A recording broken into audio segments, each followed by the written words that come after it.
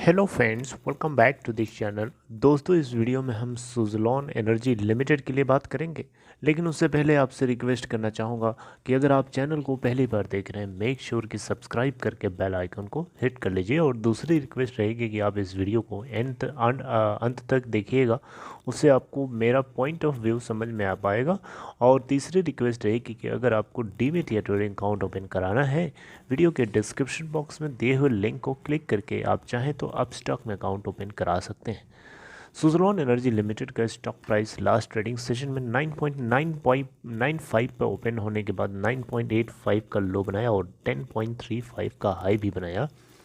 5,65,62,754 NSE के ऊपर volume total trade किया गया। अगर हम मार्केट कैप की बात करें, 10.15 के क्लोजिंग प्राइस के करस्पॉन्डिंग 9,242 करोड़ रुपए।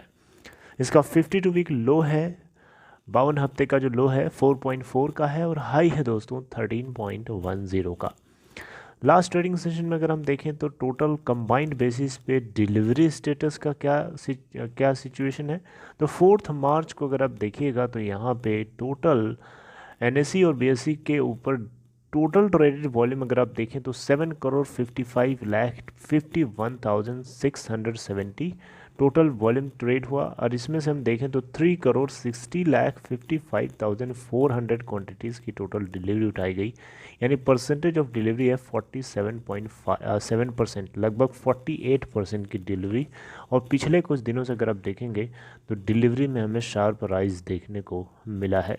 पिछले आप कई ट्रेडिंग सेशन से आप देख सकते हैं 11 फरवरी के बाद ये पहली बार है इतना ज़्यादा अमाउंट में डिलीवरी उठाई गई है। अब दोस्तों, मेरा पॉइंट ऑफ व्यू देखिए, मैं दोस्तों जो बात बोलने जा रहा हूँ, जो आप लोगों से डिस्कस करने जा रहा हूँ, हो सकता है कि ऐसा ना हो, इसका उल्टा आप लोगों को लग भी रहा हो, लेकिन आप कमेंट बॉक्स में बताइएगा ज़रूर कि क्या आप मेरी इस बात से एग्री करते हैं। देखिए, मैं इसलिए इस तरीके से देखना चाहता हूँ दोस्तों। देखिए, यूरोपियन कंट्रीज़ में, और अगर हम रशिया यूक्रेन की बात करें तो ये जो वर्ल्ड वॉर है, वर्ल्ड वॉर नहीं, ये जो रशिया और यूक्रेन के बीच की जो लड़ाई है, क्या इस लड़ाई से कोई बेनिफिट हो सकता है आने वाले टाइम में सुज़लॉन एनर्जी जैसी कंपनीज़ के लिए? तो दोस्तों देखिए, रशिया और यूक्रेन के बीच का जो वॉर है ये अभी भी रुकने का नाम नहीं ले रहा है, और हम लोग चाहते हैं कि जितना जल्दी से जल्दी ये रुक जाए उतना अच्छा होगा। देखिए, रशिया के पॉइंट ऑफ व्यू से अगर हम देखें तो रशिया को किसी भी तरीके से आसानी से उसको जो उसके ऊपर रिस्ट्रिक्शंस लगाई गई हैं, जो सैंक्शंस लगाए गए हैं, इतना आसानी से खुलने वाला नहीं है। अगर युद्ध रोक भी देता तब भी उतना आसानी से उसको फ्रीडम नहीं मिलेगी। मुझे ये बात पता है, आपको क्या लगता है ऐसा? कमेंट बॉक्स में बता सकते हैं। और देखिए, यहाँ पे इससे क्या कनेक्शन है, देखिए एक बात तो श्योर एंड सर्टेन है कि रशिया के ऊपर जब आप रिस्ट्रिक्शंस लगाएंगे, सैंक्शंस लगाएंगे, तो वो भी जो चीज़ ज़्यादा से ज़्यादा सप्लाई करता है उससे आप नहीं लेना चाहेंगे, तो ऑब्वियसली उससे क्या होगा, उससे आपको अपने आपकी जो खुद की डिपेंडेंसी है, यूरोपियन कंट्रीज़ की जो डिपेंडेंसी है फ्यूल ऑयल के ऊपर बेसिकली, या एनर्जी की जो उनकी डिपेंडेंसी है वो रशिया के ऊपर काफ़ी हद तक डिपेंडेंट है। तो एनर्जी की उस क्राइसिस को भरपूर करने के लिए, या उसकी ज़रूरत को पूरा करने के लिए आपको कोई ना कोई सोर्स तो ढूंढना पड़ेगा ना।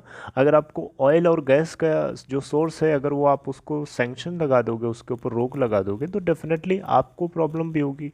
कहीं पर भी सैंक्शन लगाया जाता है तो उसको सिर्फ एक साइड से नुकसान नहीं होता है, बल्कि जो लगाता है उसको भी नुकसान झेलना पड़ता है, राइट। तो एनर्जी क्राइसिस की डिमांड को पूरा करने के लिए मुझे लगता है कि यूरोपियन यूनियन और जो भी वेस्टर्न कंट्रीज़ हैं, इन सभी के सभी लोगों को मजबूर होना पड़ेगा जो नेट जो जो जो रिन्यूएबल सोर्सेज ऑफ एनर्जीज़ हैं उनको पाने के लिए। For example, wind energy, solar energy, ये प्रचुर मात्रा में हम नेचर से चाहें तो हार्नेस कर सकते हैं। तो मुझे लगता है कि ये एनर्जी क्राइसिस एक एक्सिलरेटर की तरह काम कर सकता है, wind energy as well as solar energy, दोनों के लिए। तो इस पॉइंट ऑफ व्यू से अगर हम देखें तो ये विंड एनर्जी को एक एक्सिलरेट करने का तरीका हो सकता है, जो डेफिनेटली इस वॉर क्राइसिस से बेनिफिट हो सकता है। और आप पूछेंगे कि ये कोई लॉन्ग टर्म बेनिफिट, तो आप बता रहे क्यों नहीं हो सकता लॉन्ग टर्म बेनिफिट? आपको क्या लगता है रशिया के ऊपर इतना आसानी से लोग रिस्ट्रिक्शंस हटा देंगे, सैंक्शंस हटा देंगे? मुझे तो नहीं लगता, क्योंकि रशिया ने जो काम किया है वो किसी भी इंसान के लिए भूलने वाला तो नहीं है, कोई भूल नहीं सकता। एक मतलब ब्रुटैलिटी की एक लिमिट होती है।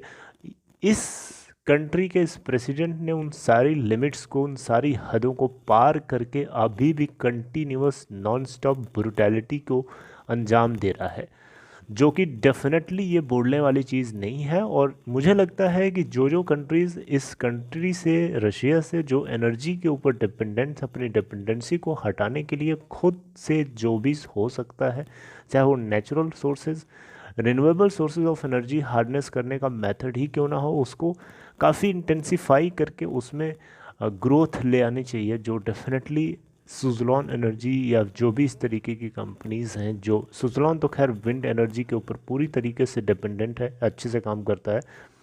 तो मुझे लगता है कि ये एक पॉइंट ऑफ व्यू है देखने का, जो इसको एक्सेलरेट कर सकता है आने वाले टाइम में। हाउ डू यू थिंक, आपको क्या लगता है? क्या आप मेरी बात से एग्री करेंगे? कमेंट बॉक्स में ज़रूर बताइएगा। Take care, see you next time friends.